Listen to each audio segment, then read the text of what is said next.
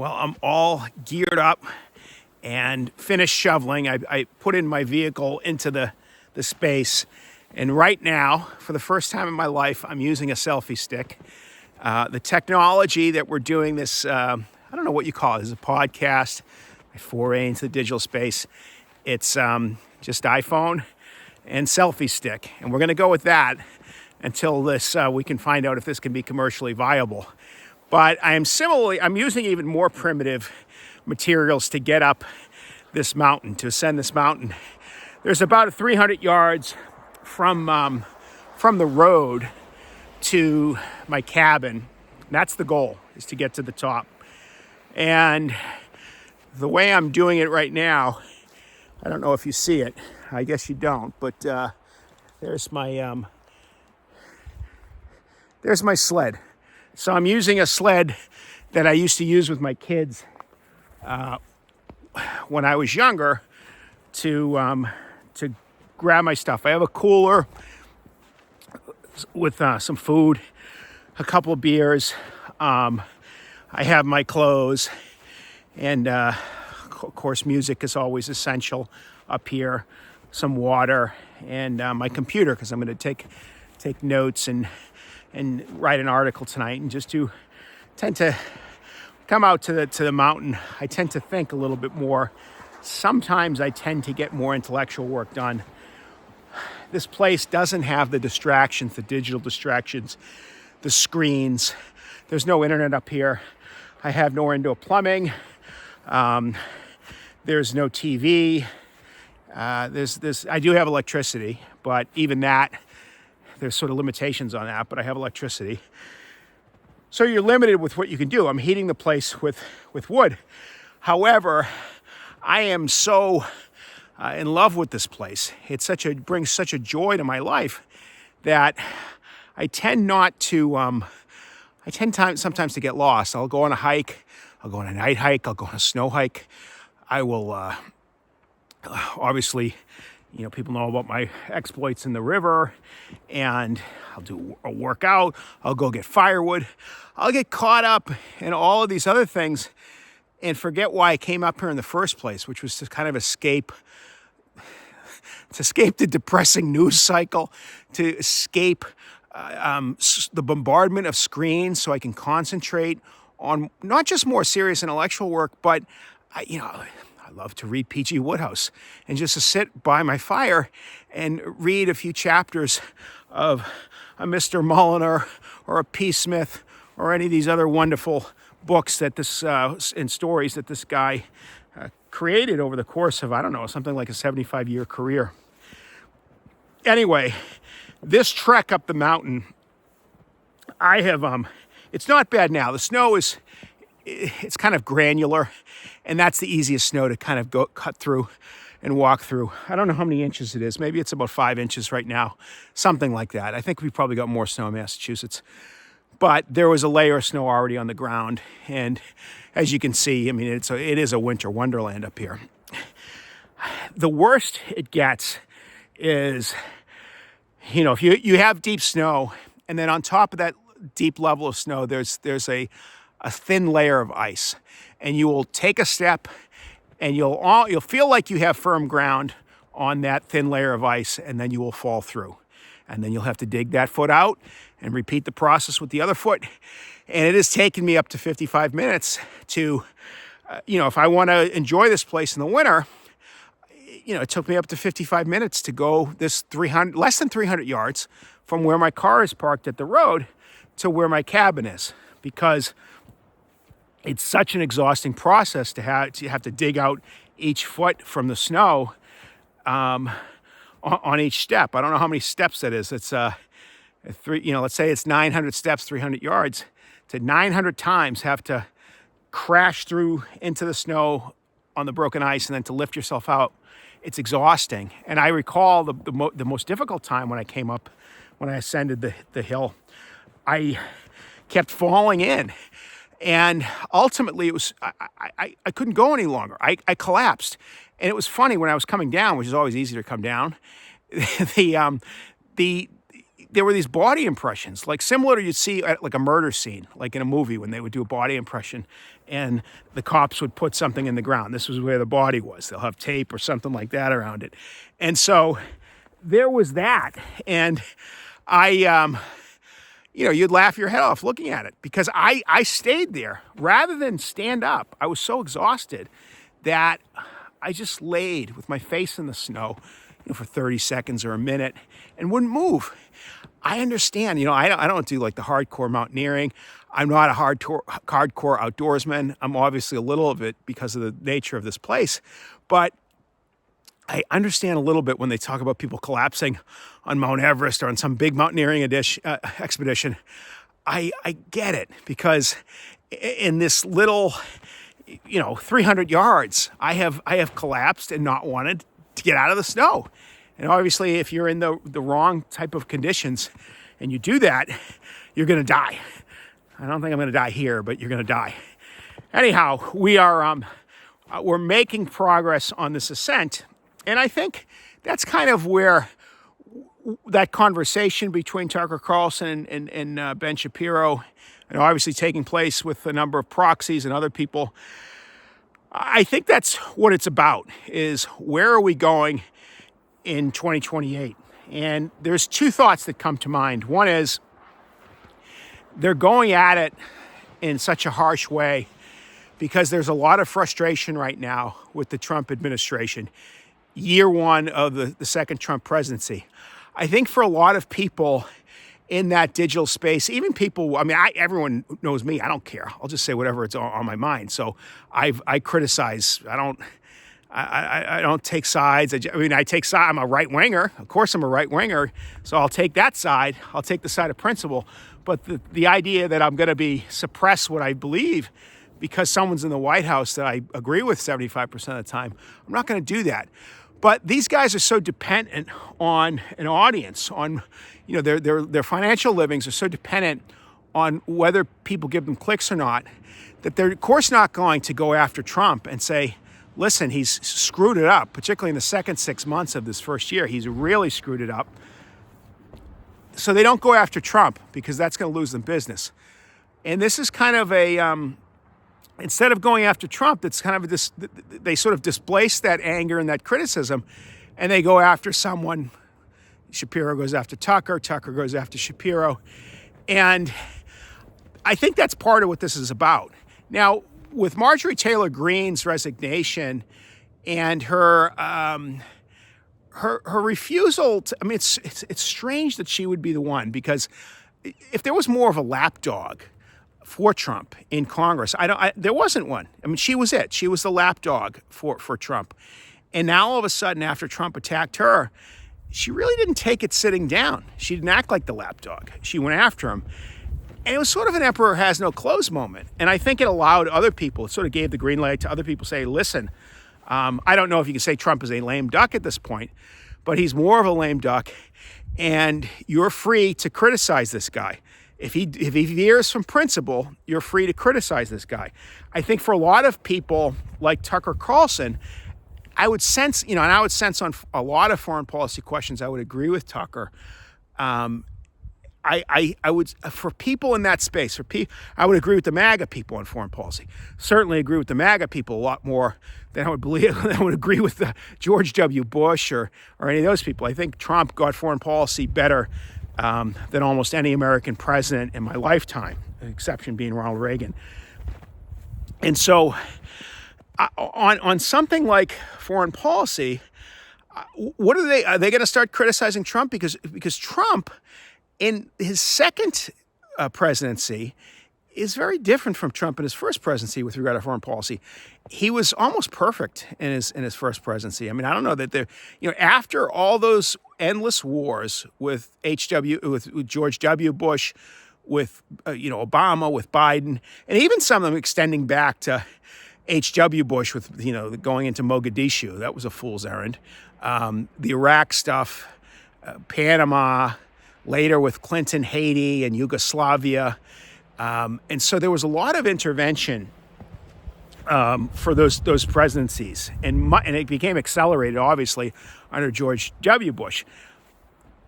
a big part of the reason Trump got elected was because people thought that stuff had run its course and it was no good. It wasn't, it was a lot of waste of blood and treasure. And so what are you now, is the MAGA crowd now going to say, well, gee, Trump has, who has he bombed in this second term? Nigeria, Yemen, Iran, Syria. You can go on and on. He is a much more interventionist Donald Trump than Trump 1 was. The stuff that's going on in the Caribbean and bombing these boats.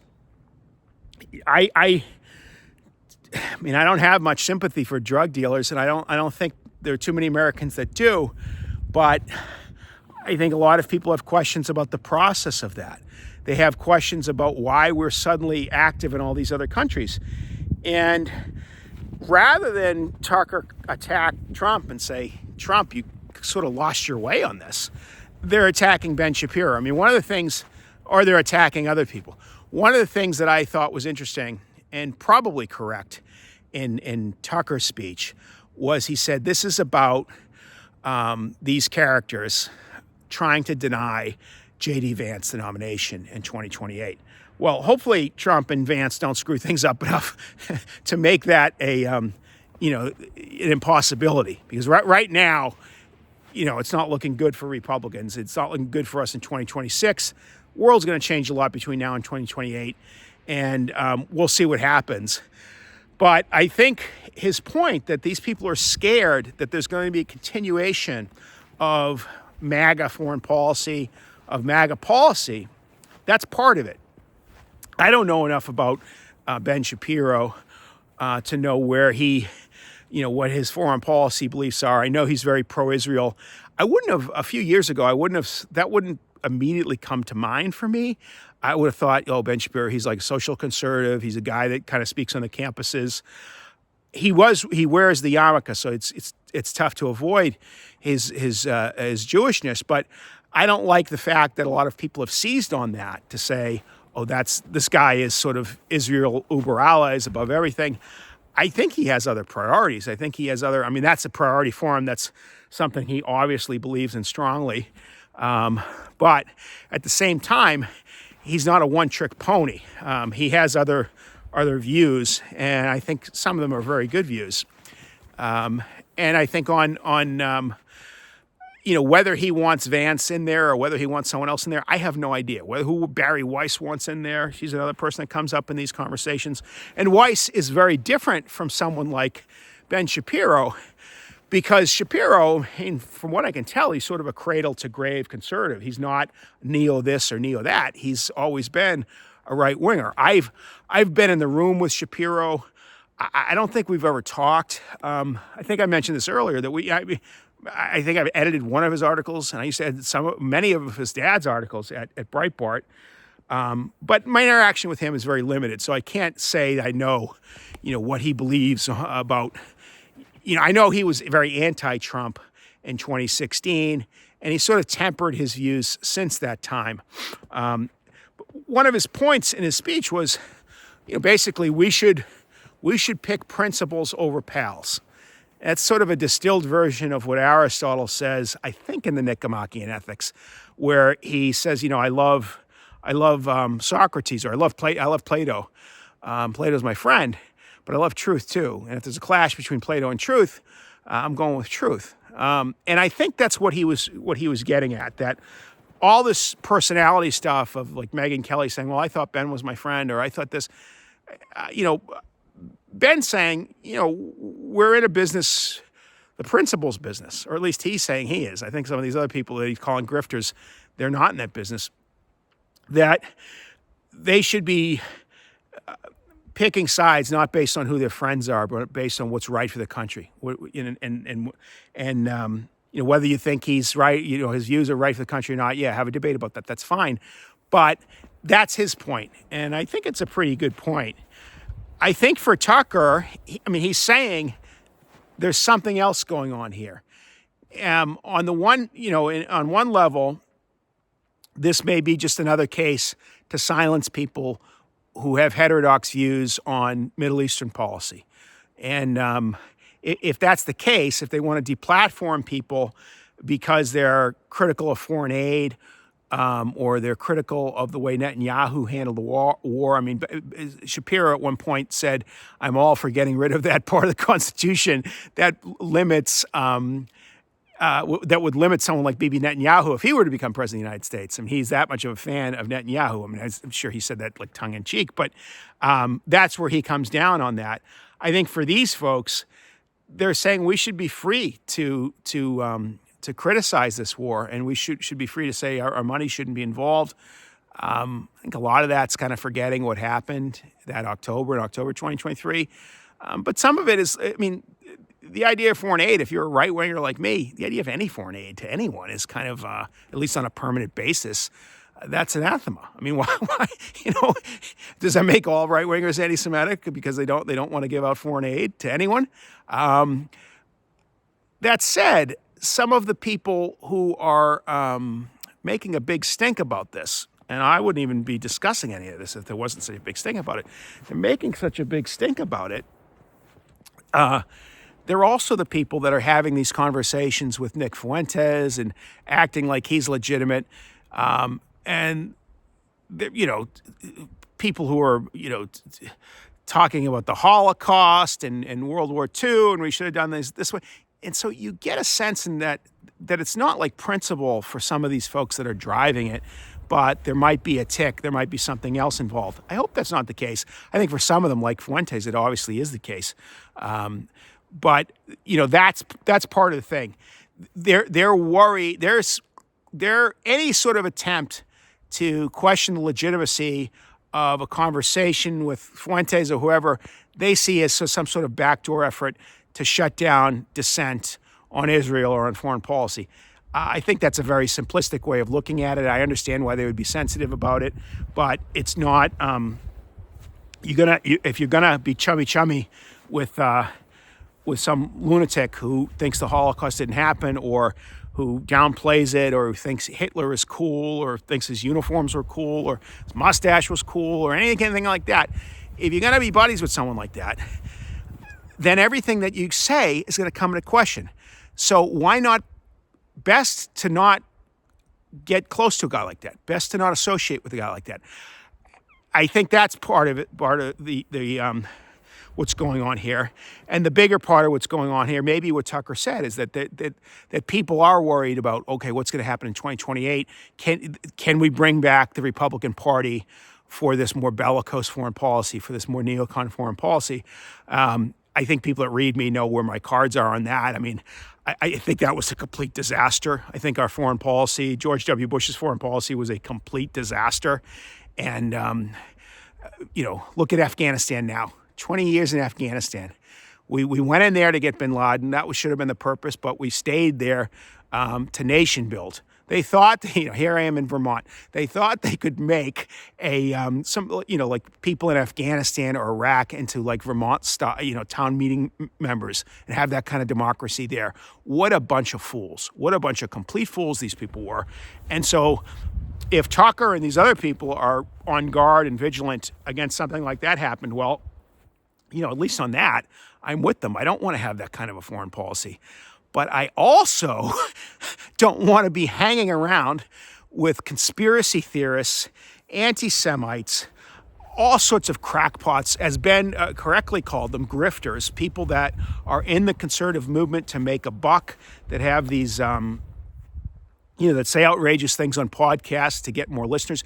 You can create a podcast audience saying something outrageous, saying something indefensible. And people say, what did this guy say? Well, let's go listen to him. You can, because all you need is a sliver of people to get you some money and get you some clout.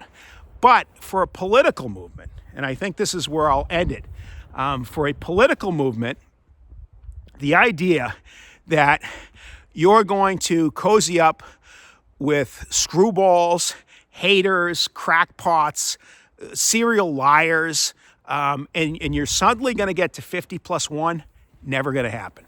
That's never going to happen.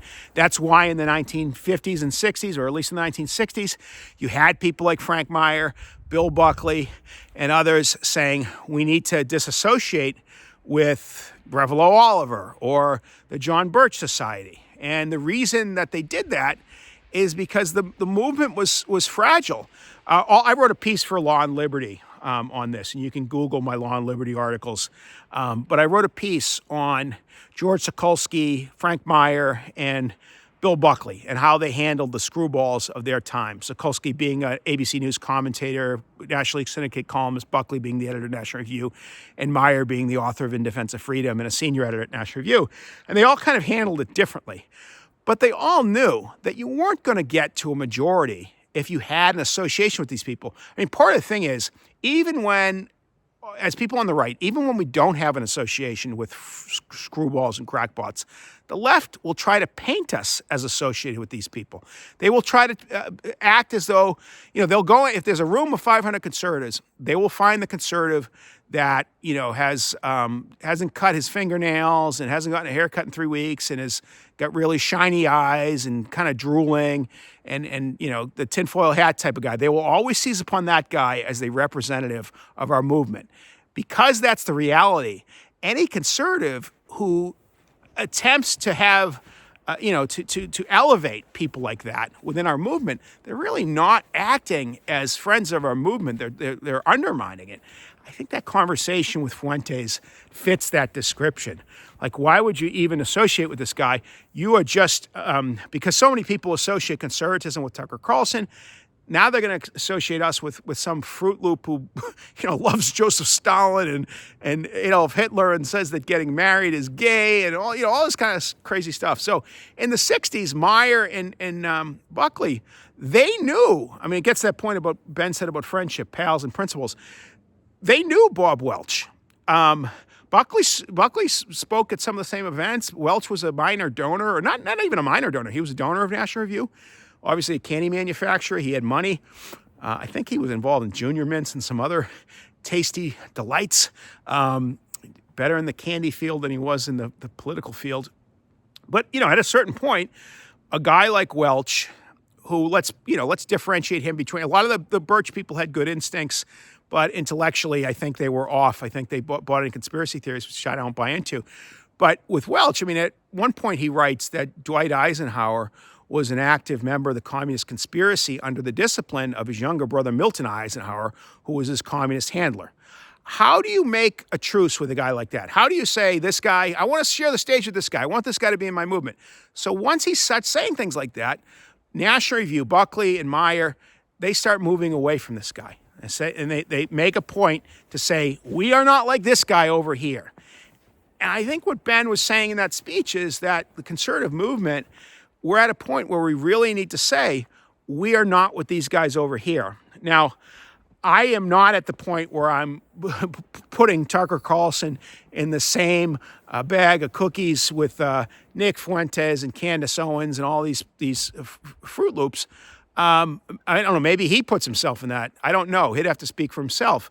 But I just had such respect for what he did on Fox for so many years that it's hard for me to see him in the same light as these people. However, I hope going forward that he realizes that, if he's got, I don't think he should have a conversation with some of these people because they've just sort of disqualified themselves. But if he's going to put them on his broadcast, treat them like he treated Ted Cruz. Treat them like he treated Ted Cruz. I think the bottom line for both Carlson and Shapiro is they're looking forward, and for a lot of conservatives, why they're having this conversation is this is sort of the first little skirmish in the civil war that's going to erupt in the conservative movement. What's going to be post-Trump conservatism? Because for most of Trump's era, conservatism was whatever Donald Trump said it was. Even when I would say things like, cut government or do this in my my newsletter, you'd have pro-Trump people responding, how dare you say that? Trump said this, and there was a bit of a cult of personality involved. That's starting to slip, and people are starting to say, what comes next? What's going to happen the moment Donald Trump leaves office? And the reason why you see all this, I mean, people would say what all this exposed fissures, like the Israel thing caused fissures. It didn't cause fissures. It exposed fissures that were already there, that were there all the way back with Bill Buckley and Frank Meyer. They had to disassociate from the John Birch Society for the conservative, and particularly with Bob Welch, for the conservative movement to get credibility, for people to take them seriously. I think what Ben and some of the others are saying is we need to dissociate with some of these Fruit Loops to be taken seriously by normal people. Because normal people don't look at Candace Owens saying that the Israelis and the French are plotting to assassinate me because I said that the First Lady of France has a penis. They don't look at that and say, wow, that's I want to sign up for that. I want to vote for that. That's really where it's at. No one says that. They want to be away from someone like that. At the same time, I think Tucker and some of these other people are probably saying we're not standing for it. If you want to make the policy, if you want to go back to the Bush and the bad old days where, when they used to have this blog, Iraq the Model, and then all these countries would follow Iraq and they would all be democracies, Western-style democracies. These people just were ignorant about how the way the Middle East worked, and they're ignorant about how the world worked. They're very utopian in their view of foreign policy. And I think Tucker, who I should say, at the time, I was very much against the Iraq War. Tucker was very much for it. So he's a little bit of a Johnny-come-lately on that. But he was pretty good on issues for a long time. But back when he wore a bow tie, he was off. And he was writing for the Weekly Standard back then, too. So I think that a lot of it's really a fight over what's going to happen in 2028. And this is sort of the first skirmish of, you're used to seeing conservatives battle liberals in recent years. We were united behind Trump and also united against, because the unity against is usually more solidified, more calcified. We're united against woke and all of that because we were under attack from those people. Shapiro was under attack from those people. Tucker Carlson was under attack from those people. Candace Owens was under attack from those people. So it was easier to be unified when we were all under attack. Now when we're trying to figure out whether the conservative movement, what are the next steps? The unity seems more shaky, and I would suggest to you that there is going to be less unity to come. There's going to be more fireworks to come. What you saw at the Turning Point USA conference back in December, there's going to be more of that, and it's going to be more vicious, because the stakes are pretty big. And the stakes, who's going to lead the party in 2028, who's potentially going to be the next president. And there's a lot of people that have misgivings about the way Trump has gone about things. They have a hard time saying Trump's at fault for this, Trump's at fault for that. So rather than do that, they're attacking these other guys, Shapiro, Tucker, whoever. So there's going to be more of that to come because, the prize is pretty big. And guess what, folks? I am at my prize right now. So I'm going to have to say goodbye. And I'm going to have to get cozy because it's 19 degrees right now. And I don't know that I'm going for a swim today. I'm probably not, but I am going to make a fire pretty soon.